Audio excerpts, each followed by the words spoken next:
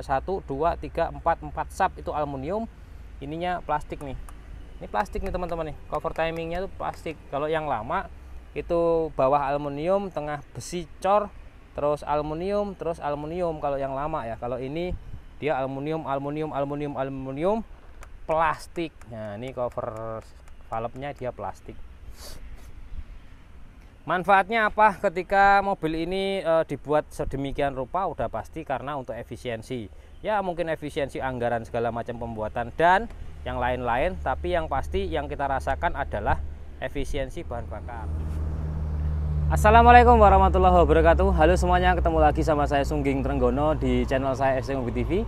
Pagi-pagi ini kita akan melakukan pengantaran unit sebenarnya. Itu di Baturaden di Purwokerto, di kaki Gunung Slamet tentunya. Dan ini adalah pesanan beliau, mobilnya Avanza 2021, penggerak belakang terakhir sebelum keluar yang penggerak depan.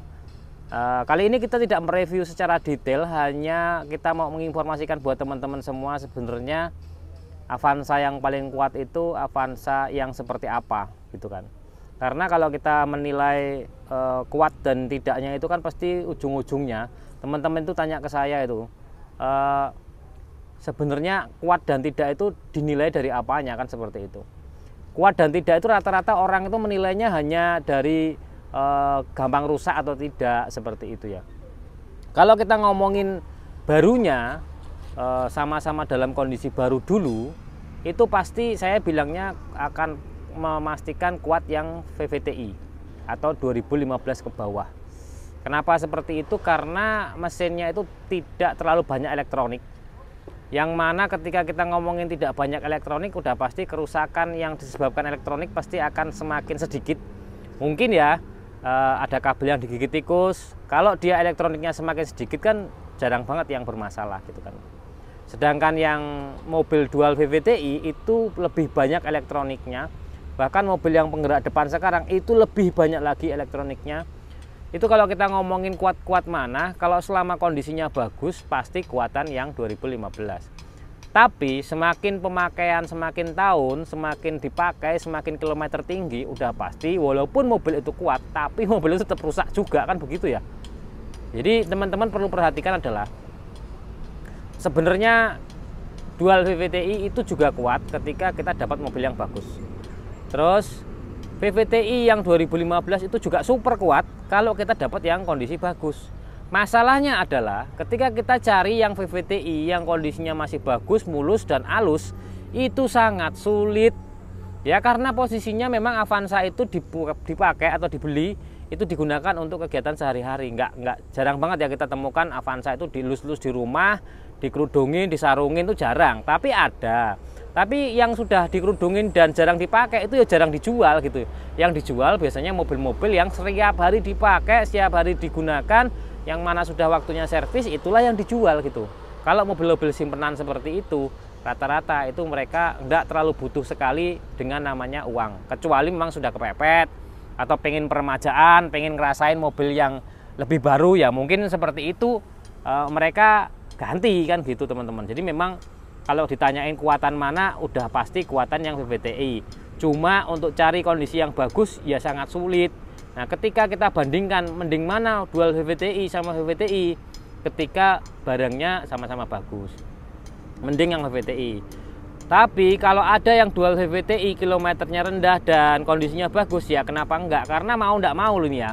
Saya ngomongin karena mau enggak mau, pasti nanti kita harus ketemu sama Avanza yang dual VVTi. Karena yang VVTi sudah nggak ada yang bagus, semuanya pada busuk-busuk semua. Kampanye kan tambah tahun begitu ya.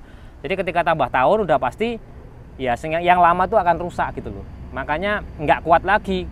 Kuatnya udah dipakai gitu. Kuatnya itu kan 2015, sekarang udah 2025. Berarti sudah 10 tahun mobil itu. Jadi kuatnya itu udah dipakai 10 tahun kan gitu. Jadi sekarang itu udah waktunya servis-servis gitu. Jadi teman-teman kalau pengen pilih yang mana itu tergantung kebutuhan lah sebenarnya ya. Kalau dual VVTi itu lebih ke jalan-jalan raya, tol, kota-kota, itu lebih irit, lebih senyap, lebih kenceng gitu. Tapi di luar itu kita harus mengetahui bahwasanya dual VVTi itu memang perlu perawatan yang agak beda dengan yang VVTi. Nah, kita ngomongin yang dual VVTi, karena yang dual VVTi sekarang ada di depan kita. Ini kita ngomongin nih baru sih. Oke, ini kalau yang ini yang kita pakai ini kilometernya 19.000 sekian ya. 19.000 sekian. Sekarang coba kita buka depannya. Nih. Ini sudah retract ya, walaupun tipe G dia sudah retract. Nah, udah krum-kruman seperti ini depannya. Warnanya putih. Aduh, nih. Kita mau kirim ke daerah Baturaden. Oke ya. Oke, ini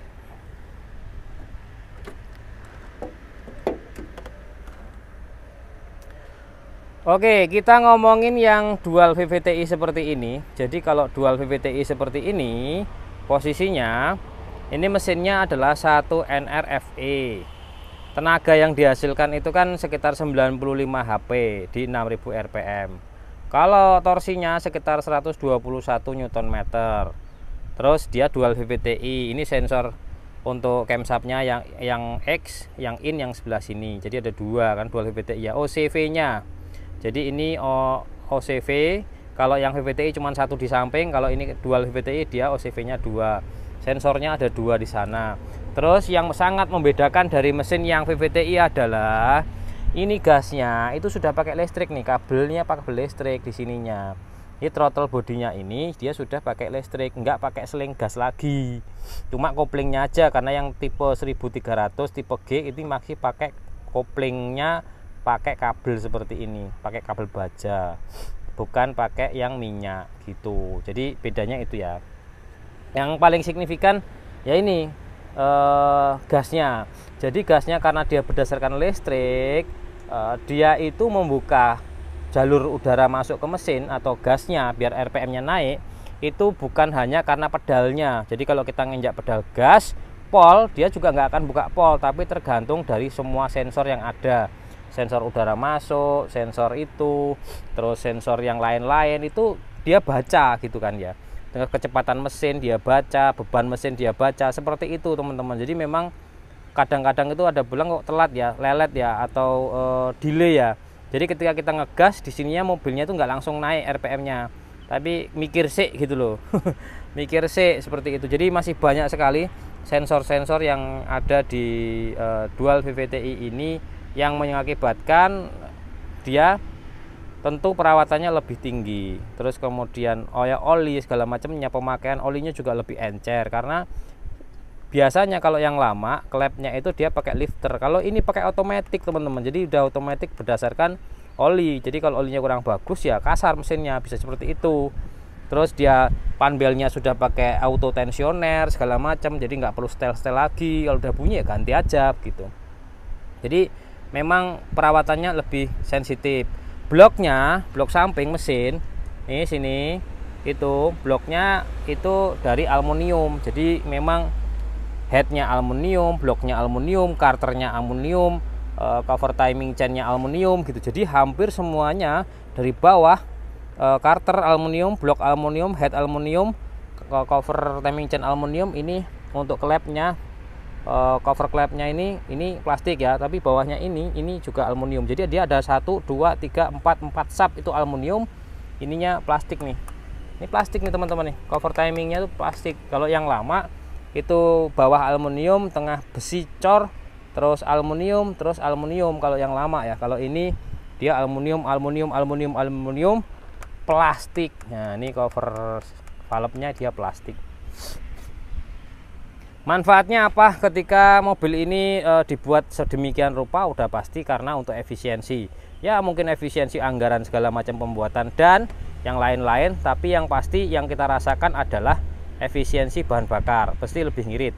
Terus RPM tinggi, mobil ini nggak terasa gerung-gerung di dalam. Terus kemudian kecepatannya lebih tinggi karena perbandingan giginya berbeda. Jadi rasanya kalau pakai mobil ini lebih kenceng gitu di tol, karena lebih senyap, mesinnya lebih halus. Begitu.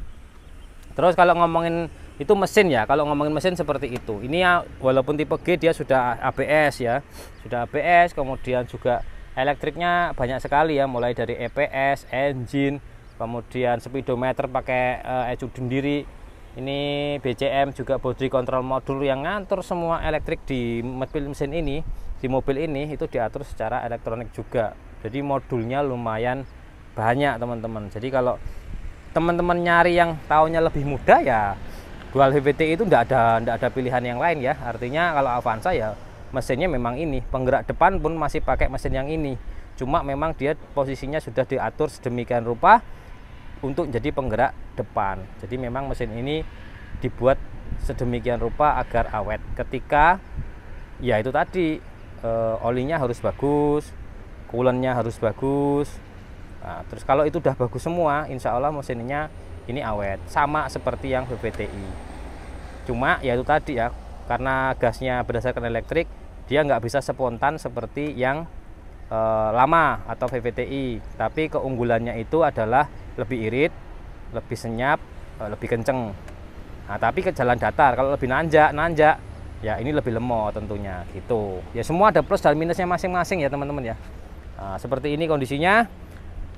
Oke, kita sudah ngomong panjang lebar kali tinggi. Kita langsung lanjut untuk melakukan pengantaran unitnya ke apa kuwi jenenge? Baturaden, teman-teman.